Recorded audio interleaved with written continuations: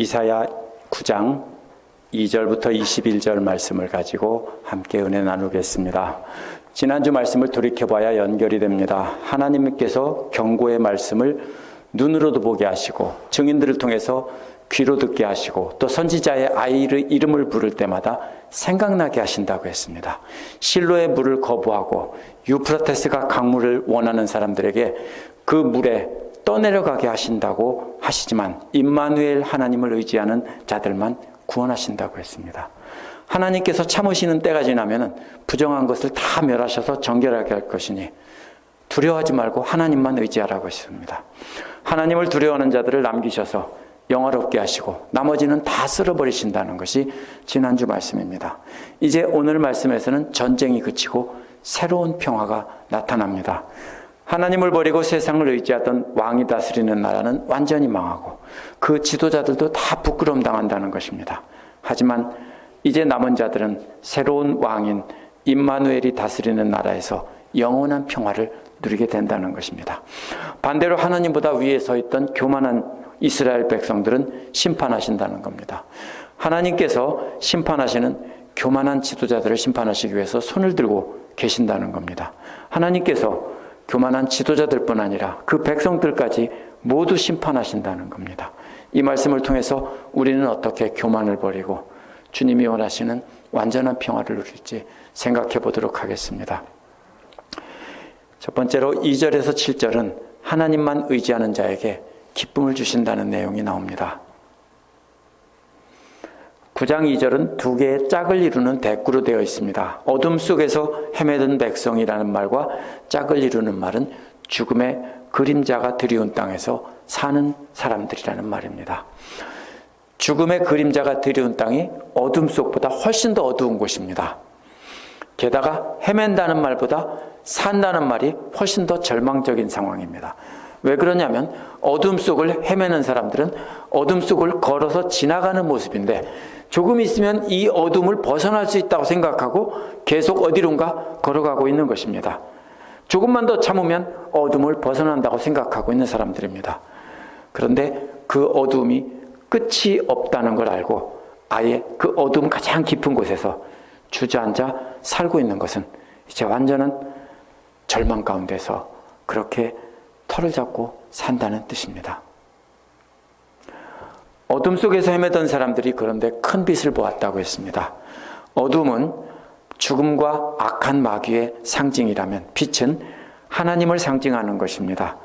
어둠 속에서 방황하던 걸어가던 사람들이 큰 빛, 즉 하나님의 빛을 보았습니다. 얼마나 기뻐했을까 상상할 수 있습니다. 그런데 그 다음에는 한 걸음 더 나가서 깊은 어둠 속에서 터잡고 살던 사람들에게 그 사람들은 움직이지 않기 때문에 빛을 볼 수가 없습니다. 그런데 빛 대신 하나님께서 직접 찾아가셔서 그들에게 비추셨다는 겁니다. 깊은 골짜기 아무리 해도 어둠이 비치지 않는 죽음의 깊은 골짜기 안에 하나님께서 그곳을 뚫고 들어가서 비추셨다는 것입니다. 이것이 완료형으로 되어 있지만 앞으로 이루어질 일을 예언한 것이기 때문에 분명히 그렇게 된다는 것입니다. 앞에서는 마할살렐 하스바스의 아기 이름처럼 완전히 약탈당하고 죽임을 당하고 부끄러움을 당하여 어둠 속에서 산다고 했지만 그 가운데서 살아남은 사람들은 하나님의 빛인 임마누엘 아기를 보게 된다는 것입니다. 그러나 그 빛은 어둠 가운데 남아있던 사람들이 찾은 빛이 아닙니다. 하나님께서 오셔서 그들에게 비춘 빛입니다. 세번역 3절은 하나님께서 그들에게 큰 기쁨을 주셨고 그들을 행복하게 하셨습니다라고 번역했는데요. 원어를 직역하면 이런 말입니다. 당신은 그 나라를 성장하게 하시고 당신은 그들의 기쁨을 커지게 할 것입니다. 이런 뜻입니다. 이게 무슨 말이냐면요. 성장한다는 것은 식물이 자라는 모습입니다. 식물이 자라서 가지가 점점 많아지고 번성해서 점점 영역을 넓혀가는 것입니다. 그래서 그 땅 가득히 식물이 퍼져나가는 모습입니다. 하나님 말씀이 전파되어 하나님의 영토가 점점 늘어나는 것을 식물이 번성하는 모습으로 설명을 했습니다. 또한 그 기쁨은 점점 커지게 해주시는 것입니다. 영토가 많아진다는 말과 기쁨이 커진다는 말을 세번역은 70인역 구약성서를 따라서 기쁨을 주셨고 행복하게 하셨다 이렇게 말한 것입니다. 이런 것입니다. 우리 집에 다육이라고 하는 선인장 하나를 조금 있는 거를 민혜선 집사님이 이사 갈 때 주고 가셨는데요. 그냥 밖에다 놔뒀는데 화분 안에 꽉 찼습니다. 그러면 그게 바로 뭐예요? 커지는 겁니다. 그죠? 하나님의 말씀의 영역이 커지고 넓어지고 또 그러면서 기쁨이 점점 커지는 것입니다. 그래서 사람들이 기뻐했는데 얼마나 기뻐했냐면 곡식을 거둘 때 기뻐하듯이 기뻐했다는 겁니다. 앞에 말과 연결되는 겁니다. 식물이 커지고 포도나무가 커지고 또 무화과나무가 커지고 농작물이 커져서 가득 번지게 되면은 그 다음에 수확하는 기쁨을 맛보겠죠. 그래서 바로 그것을 말하는 것입니다. 얼마나 기뻐했는지 추수하는 마당에 춤을 추듯 기뻐했다는 것입니다. 또 얼마나 즐거워했는지 군인들이 전리품을 나눌 때처럼 즐거워했다는 것입니다. 무슨 말입니까? 수확하는 기쁨보다 더 큰 것이 전리품을 거두는 거예요. 왜? 수확한 것은 심은 것을 거두는 거고 수고를 했지만 전리품은 적과 싸워서 이기고 적의 것을 빼앗은 것을 나눠주는데 이건 공짜입니다. 그리고 큰 보물이고요. 엄청나게 많은 양입니다. 그렇기 때문에 그 기쁨은 최고조에 달하는 것입니다. 열심히 수고해서 얻은 것, 또 내가 수고하지 않았는데 적과 싸워 이기게 하시고 그 전리품까지 나눠주시니 얼마나 기쁜고 하는 것입니다. 구원받은 백성의 기쁨이 바로 그러하다는 것입니다. 4절도 계속 그 기쁨을 묘사합니다. 주님께서 미디안을 치시던 날처럼 그들을 내리누르던 멍에를 부수시고 라고 했습니다. 이번에는 기드온을 통해서 미디안을 치시고 그들이 강제로 매게 했던 그 멍에를 부수어서 해방시켜 주신 그 역사적인 경험을 가지고 기쁨을 묘사합니다. 얼마나 기쁘겠습니까? 목에 멍에를 메우고 채찍으로 맞으면서 강제 노동을 했는데 멍에를 부수고 해방시켰던 그것처럼 기쁘다는 겁니다. 어깨를 짓누르던 통나무가 없어졌습니다. 압제자의 몽둥이란 강제 노동을 시키며 몽둥이를 들고 때리던 감독하는 사람들의 모습입니다.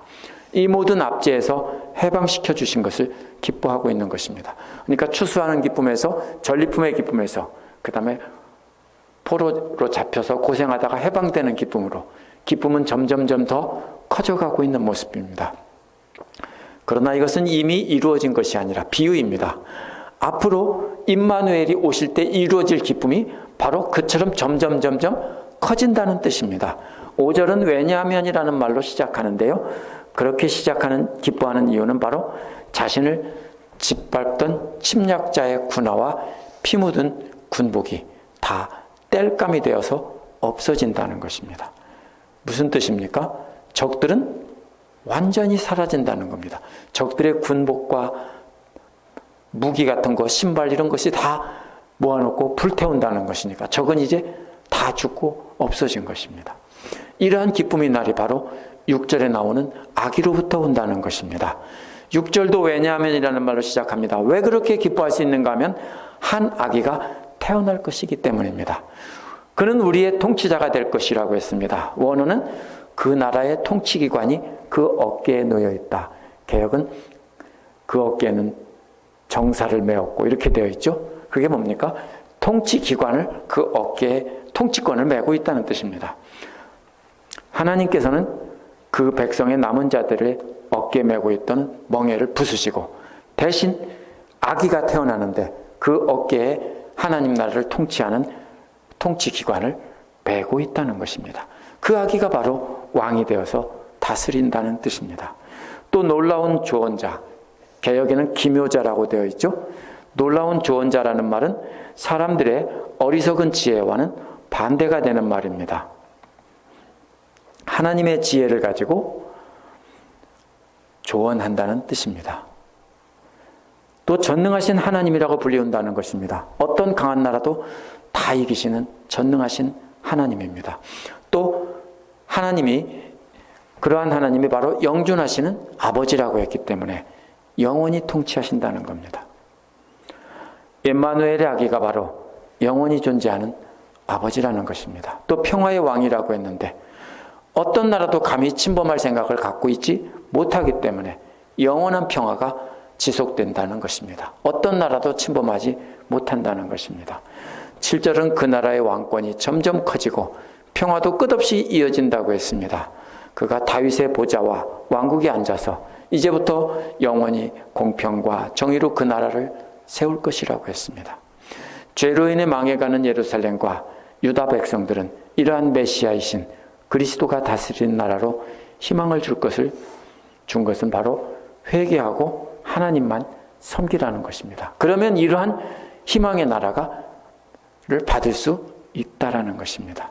사망의 어두움에 사로잡혀 있던 사람들, 죽음의 골짜기에 깊이 들어있던 사람들에게 메시아이신 예수 그리스도가 오셔서 영원한 평화를 이루며 영원히 다루신다고 빛을 비춰주신 것입니다.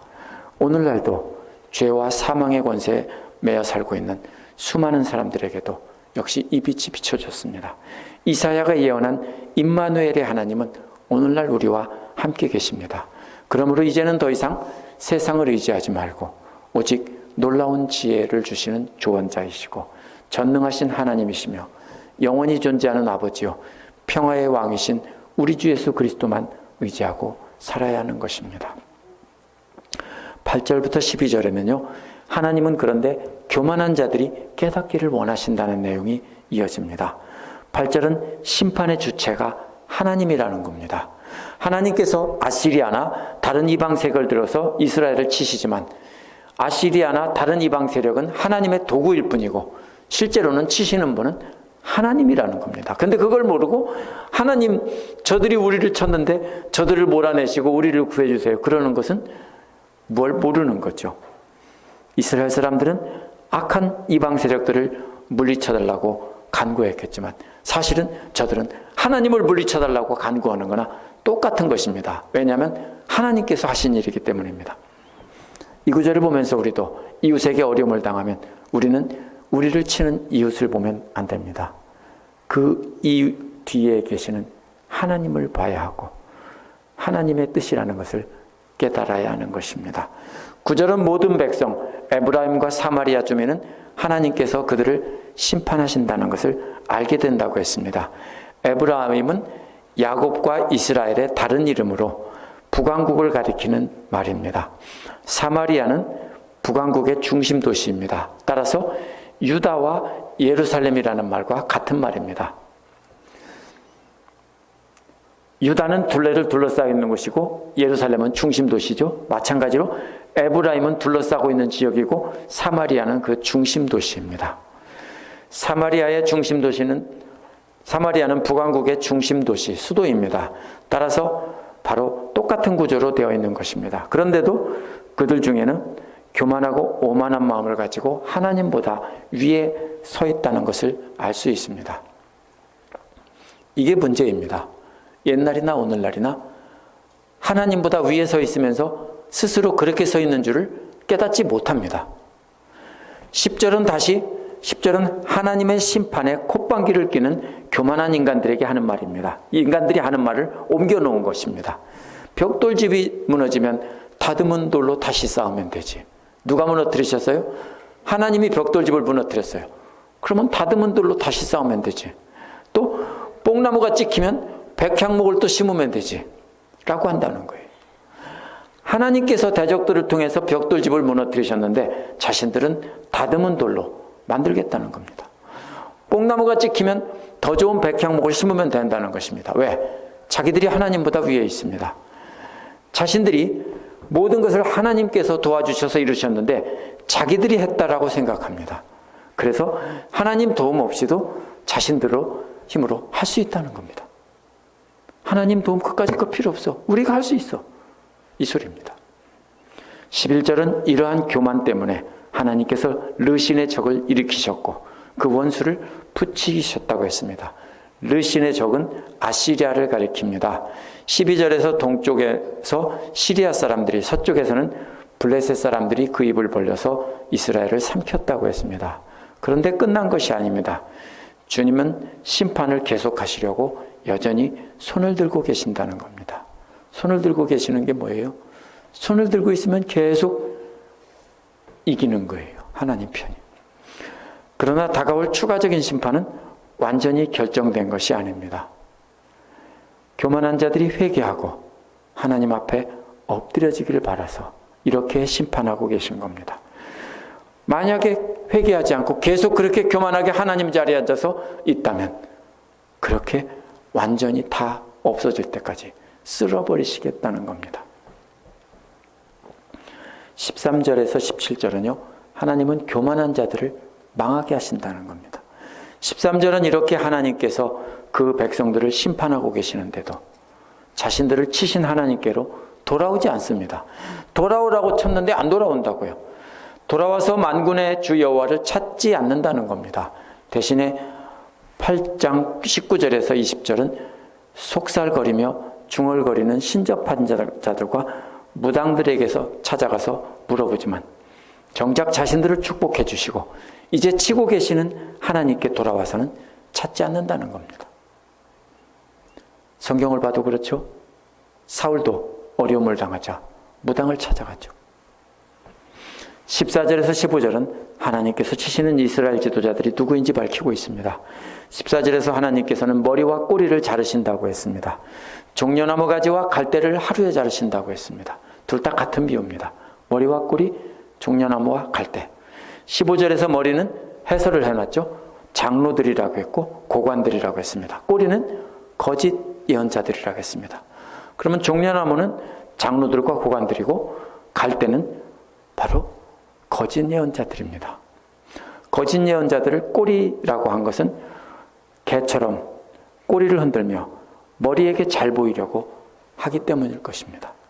열왕기상 22장 5절에서 28절에 보면 400명의 선지자들이 왕에게 듣기 좋은 예언을 했고, 또 예레미야 28장 1절에서 17절에 보면 예레미야가 멍에를 메고 와서 하나님의 예언을 전하자 하나냐가 그 멍에를 꺾으면서 하나님께서 속히 회복시킬 거라고 듣기 좋은 예언을 했습니다. 이런 예언자들을 꼬리치는 강아지로 비유했을 것입니다. 이어서 16절은 이 백성을 인도하는 지도자들이 잘못 인도하니 인도를 받는 백성들이 망할 수밖에 없다. 머리와 꼬리가 다 잘못 인도하니까 그 다음에는 누가 망합니까? 머리와 꼬리를 따르는 모든 백성들이 다 망한다는 것입니다. 이스라엘을 인도하던 지도자들은 바로 장로와 예언자들, 종려나무와 갈대들입니다. 바로 마태복음 15장 14절에서 예수님은 이러한 지도자들과 거짓 예언자들을 소경이 소경을 인도한다라고 하셨습니다. 그러면 둘 다 함정에 빠져 멸망한다는 겁니다. 17절은 이렇게 잘못된 지도자들 때문에 망하게 되는 사람들을 소개합니다.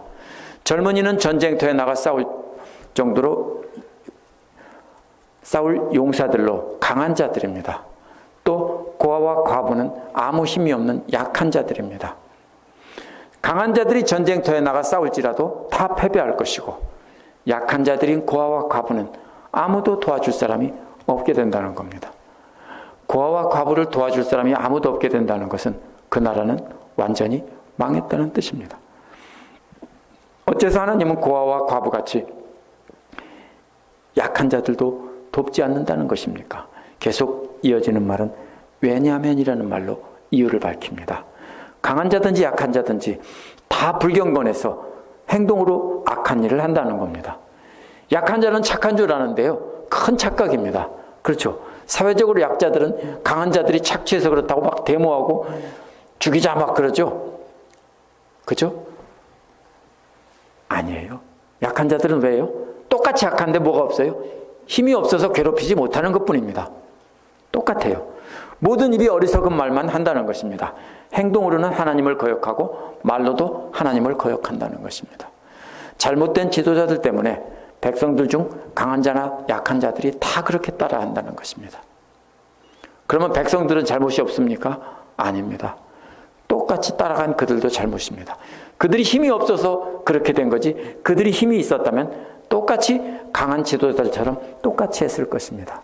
그래서 하나님은 진노를 풀지 않으시고 심판하시려고 계속 손을 들고 계신다는 겁니다. 계속 손을 들고 계신다는 말은 계속해서 치신다는 겁니다.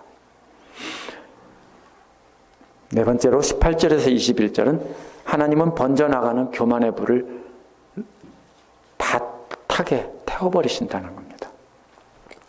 18절은 악이 불타오른다고 했습니다. 처음에는 찔레나무와 가시나무 같은 작은 관목들을 태웁니다. 그렇죠? 쌀이나무 같은 것들, 이런 나무들을 태운다는 뜻입니다. 한국식으로 말하면. 근데 그 불이 점점 번져서 나중에는 우거진 숲을 다 태워서 연기 기둥이 되며 휘돌아 올라갑니다.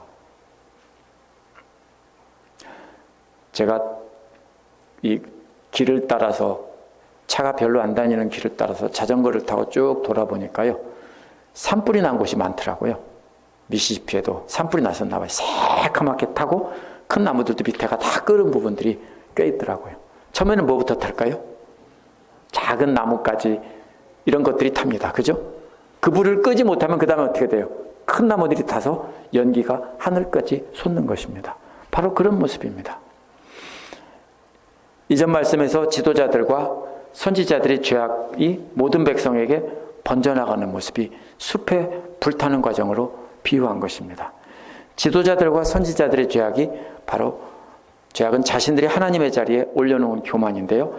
이 하나님을 대적하는 교만이 죄에서 시작돼서 그 교만의 죄가 백성들에게 번져가는 모습을, 교만이라는 죄악이 빠르게 번져나가는 걸 불로 비유한 것입니다.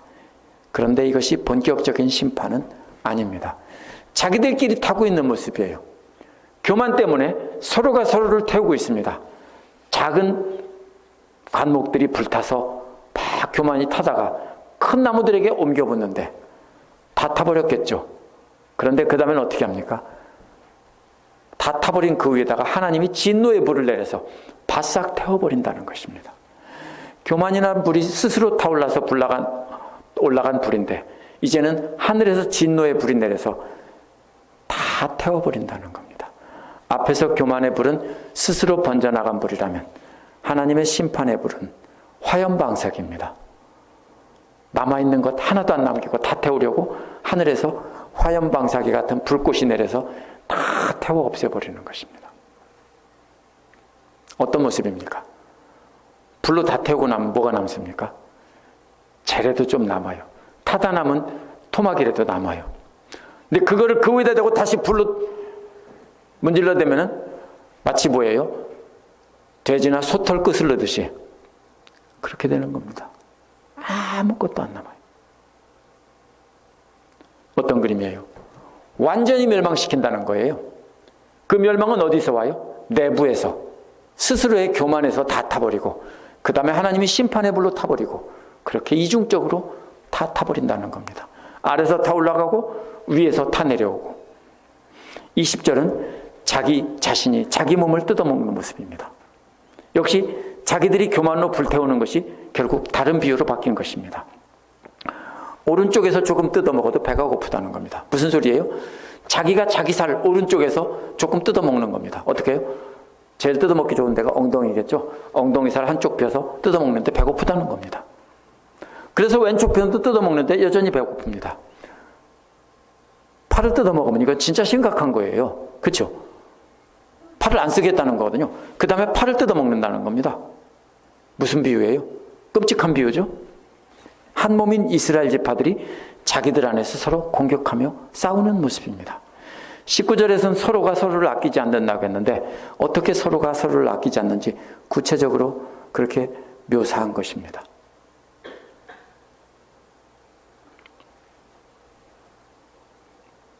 어때요? 오늘날 교회의 모습도 마찬가지예요. 이렇게 서로가 서로를 뜯어먹으면서, 제살 파먹으면서 아프다고 하죠. 21절은 이러한 제살 파먹기 싸움이 번져서 므낫세는 에브라임을 먹고 에브라임은 므낫세를 먹는다고 했습니다. 모두가 한 형제인데 서로가 공격하고 약탈한다는 것입니다. 이것이 바로 하나님의 진노의 불입니다. 그런데도 하나님은 여전히 손들고 계십니다. 여전히 화염방사기를 들고 다 타서 없어져서 하나도 남지 않을 때까지 다 태워버리신다는 겁니다. 오늘 말씀에서 심판하시겠다고 한 사람들은, 첫째는 말로만 하나님을 믿는다고 하면서 아직도 세상을 의지하며 하나님과 세상 사이에 양다리 걸치고 있는 사람들입니다. 하나님을 믿습니다. 지도자들입니다. 그런데 어려운 일이 생기면 어디로 갑니까? 무당들 찾아가고, 그렇죠? 에스겔을 찾아가죠. 그게 하나님 믿는 사람들입니다. 에스겔을 어떤 태도로 찾아가요? 하나님이 언제 우리 돌려보낼지 네가 좀 얘기 좀 해줘봐라. 무당한테 찾아가서 묻는 것과 똑같습니다. 이런 사람들입니다. 이렇게 양다리를 걸치고 있습니다. 세상과 하나님 사이에 양다리 걸치고 있습니다. 그러면 어떻게 된다고 했습니까? 8장에서 옷이 모두 벗겨지고 온몸에 털이 밀린 채로 사람들 앞에서 전시되는 부끄러움을 당할 것이라고 했습니다. 언제 그렇게 됩니까? 전쟁 포로가 그렇습니다. 전쟁 포로 중에서 최고 높은 왕이나 뭐 제사장 이런 사람을 홀딱 벗겨서 털까지 다 밀어가지고 머리에서 발끝까지 다 밀어서 사람들 앞에 구경거리로 전시하면 그 나라는 망한 것입니다. 그렇다면 어떻게 하나님만 의지합니까? 가진 돈 다 헌금하고 하나님께서 공급해 주신다고 살아가야 됩니까? 사이비단들은 그렇게 하라고 해서 재산을 다 빼앗습니다. 그러나 본문은 그런 뜻이 아닙니다. 어떻게 하나님만 의지합니까? 하나님께서 많은 물질을 주셨다면 그거를 쌓아놓고 자기만 위해서 쓰고 자기만을 위해서 호의호식하면 산다면 세상과 하나님 사이에 그게 양다리 걸친 겁니다. 잘 생각해 보세요. 나를 위해서는 잘 쓰는데 남을 위해서는 엄청 인색하게 산다면 하나님을 위해서는 그거는 양다리 걸친 겁니다. 그러면 세상과 하나님 사이에 양다리를 걸친 것이고 홀딱 벗겨진 채 털까지 다 밀릴 자인 것입니다. 하나님만 의지하는 사람은 그럼 어떻게 합니까? 많은 물질이 있어도 자신의 뜻대로 쓰지 않고 하나님께서 불쌍히 여기라고 주라고 하시면, 감동을 주시면 주머니에 들고 있는 것을 내려놓는 사람이 바로 하나님만 의지하는 사람입니다. 하나님만 의지하라는 것입니다. 그렇다고 우리가 가진 것을 절대로 다 내려놓고 거지처럼 살라고 안 하십니다. 그렇게 하는 사람들에게 하나님께서 또 채워주세요. 우리에게도 풍성하게 누리게 하시고 하나님 마음으로 사용하게 하세요. 하나님의 것을 관리하고 있는 관리인이라면 우리는 모두 우리가 물질을 의지하고 살면 안 됩니다. 물질은 의지할 게 아니에요. 하나님이 아니에요. 근데 자꾸 물질을 하나님으로 삼아서 양다리를 걸치고 있어요. 하나님께서 두 번째로 문제 삼으신 건 교만입니다. 여기서 교만이 무엇입니까? 하나님께서 지켜주시고 도와주셨는데 자기들이 했다는 겁니다. 내가 가진 모든 것이 내가 열심히 노력해서 이루었다라고 하면 이스라엘 지도자들과 똑같은 겁니다.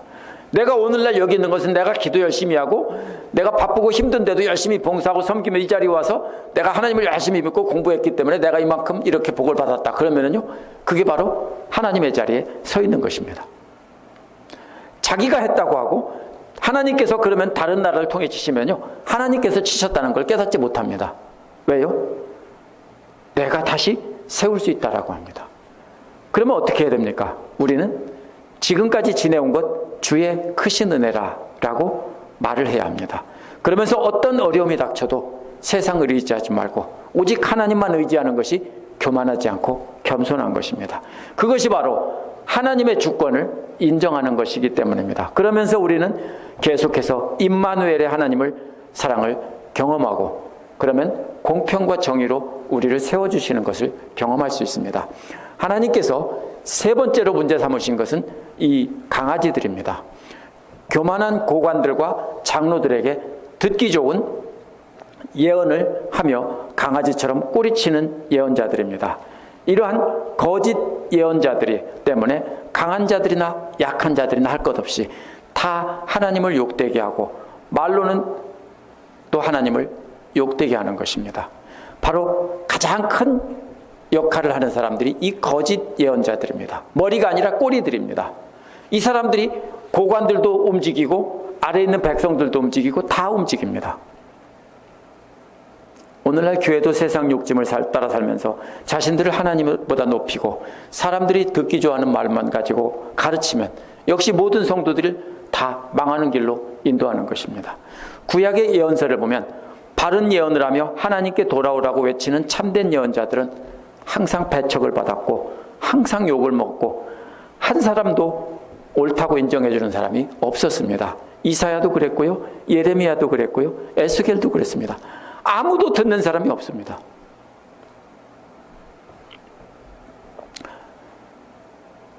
오늘날도 마찬가지입니다. 하나님 말씀을 있는 그대로 전하는 지도자들은 욕을 먹고, 듣기 좋은 축복의 말씀, 위로의 말씀을 전하면 존경을 받고 그럴 수 있습니다. 그러나 그렇게 듣기 좋은 소리를 전하는 지도자들 따르며 은혜 받았다고 하는 자들은 함께 망하는 것입니다. 이러한 자들을 하나님께서 다 태운다는 것입니다. 스스로 안에서 번지기 시작한 교만의 불로 다 태우시고 하나님께서 내리는 심판의 불로 태운다고 했습니다. 교만에서 서로 멸시하고 서로 공격하고 해치는 불로 서로 타게 하는 것입니다. 교회 안에서 서로 싸우죠. 욕하고 이렇게 하면서 서서 나 잘났다고 하면서 다 타버립니다. 거기서 끝나는 게 아니라 하나님께서 또 심판의 불을 내려서 다 태워버리신다는 겁니다.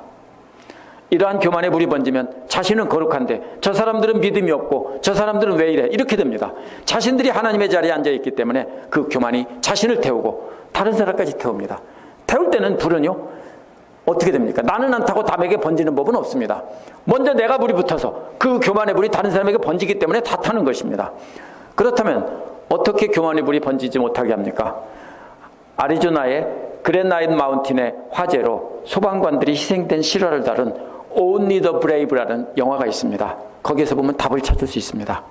이 비유에. 그 영화에 보면 산불을 진화하는 소방관들은 산불이 나면 하는 일들이 불을 끄는 게 아닙니다. 파이어 라인을 만듭니다. 불이 있는 곳을 중심으로 크게 지도에다 금을 그리고서 거기에 있는 나무를 다 베어버립니다. 베어버리고 불로 태워버려서 불이 오기 전에 그것을 다 없애버려서 동그랗게 도넛 형태로 다 태워버립니다. 바람이 한쪽으로 분다면 바람이 부는 방향을 이렇게 잘라내서 다 없애버립니다. 그러면 어떻게 됩니까? 불길이 거기까지 오다가 탈 것이 없으니까 꺼져버립니다. 그게 건조한 캘리포니아나 애리조나에서 불 끄는 방식입니다. 소방관들의. 그래도 안 되면 어떻게 합니까? 맞불을 놓습니다. 맞불을 놔서 미리 다 태울 것을 다 태워서 없애버립니다. 한국에도요 산에 임도가 있는데요, 그게 사람들 다니라고 놓인 길이 아니라 산불 번져가지 말라고 이렇게 산에다가 둘레를 둬서 길을 내놓은 것입니다. 교회 안에서 자신이 제일 높고 거룩하다고 생각하고 남을 정죄하는 사람이 있다면 교만의 불에 타고 있는 사람들입니다. 어떻게 합니까? 역시 파이어 라인을 만들어서 우리는 스스로 타다가 꺼지게 둬야 됩니다. 교회 안에서 특별히 지식이나 돈이나 기타 여러 가지 면에서 남보다 낫다고 하면서 끼리끼리 모여서 친하게 지낸다면 결국 그것도 교만입니다. 그게 편하죠. 교회도 그런 교회들이 많이 있어요. 한국에서 교회가 도시에 모여 있으면 그런 사람들끼리 모여서 우리 교회 좋은 교회다 그러죠. 교만한 사람들끼리 모여서 자기들끼리 불타는 겁니다. 그런 불은 직접 끄는 것보다는 멀리에서 파이어 라인을 만들면 스스로 자기들끼리 타다가 꺼지고 다른 사람에게 번지지 않습니다. 우리는 예수 그리스도를 닮은 겸손한 사람과 어울리고 배워야 됩니다. 비슷한 사람들끼리, 편안한 사람끼리 모이면 안 됩니다. 지금은 편안하지만 역시 나도 그 교만의 불에 함께 타서 불을 보태는 집단이 됩니다. 그러므로 당장 불편해도 흩어져야 됩니다. 나하고 비슷한 사람끼리 모여 있으면요, 그 교만의 불이 자기들끼리 또 타게 돼 있기 때문에 반드시 흩어져야 됩니다. 내가 편한 사람들은. 그리고 나만 못한 사람, 내가 불편하고 힘든 사람을 나보다 낫게 여기면서 그 사람들을 돌보지 않으면 우리는 어느 틈에 나하고 비슷한 사람끼리 불타게 되어 있습니다. 그래서 나보다 낮은 사람들을 높여주고 나보다 나은 사람들을 높여주고 나는 낮아지고 결국 믿음이 있는 사람들이 가장 낮아지면 교만의 불꽃이 일어나도 태우지 못하고 교만한 사람들끼리만 타버리고 겸손한 사람들은 태우지 못하는 겁니다. 그래야 살아남습니다. 기도하겠습니다.